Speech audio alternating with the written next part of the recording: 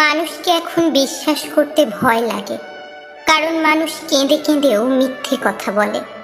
জীবনে বেশি মানুষের প্রয়োজন নেই। স্বার্থ ছাড়া যে ভালোবাসবে, প্রয়োজন ছাড়া যে খবর নেবে, এমন কিছু মানুষ থাকলেই যথেষ্ট। বেশি দায়িত্ব পালন করা মানুষগুলো একটা সময়ে সবার কাছে দোষী হয়।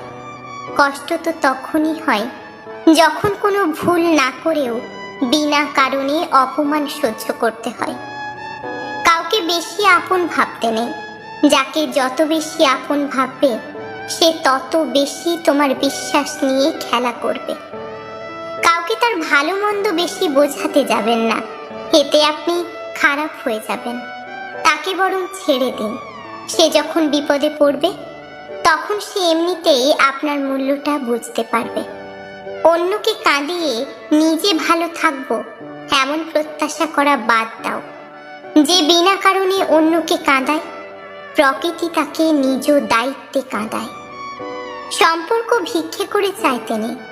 জীবনে কখনো কাউকে অনুরোধ করে ধরে রাখতে নেই। যে থাকার এমনিতেই থেকে যাবে। ভিক্ষা করে কখনো কোনো দিন ভালোবাসা হয় না। ভিক্ষা করে কখনো কোনো সম্পর্ক ধরে রাখা যায় না, সত্যি রাখা যায় না। রবি ঠাকুর বলেছিলেন, ঘরের মধ্যে তুমি যত খুশি কাঁদো, কিন্তু দরজা সবসময় হাসি মুখে খুলবে। কারণ যদি কেউ দেখে নেয় যে তুমি ভেঙে পড়েছ, তবে সে তোমায় আরো ভেঙে দিয়ে যাবে। আমি সম্পর্ক নামক এই ব্যাপারটাকে ভয় পাই। আমি ভালোবাসার বিনিময়ে ভালোবাসা পাওয়ার আবদারকেও এখন ভয় পাই। কারণ মানুষ তার নিজ সুবিধা অনুযায়ী ভালোবাসে, নিজের সুবিধা অনুযায়ী ছেড়ে যায়। এটাই হচ্ছে আজকালকার সম্পর্ক।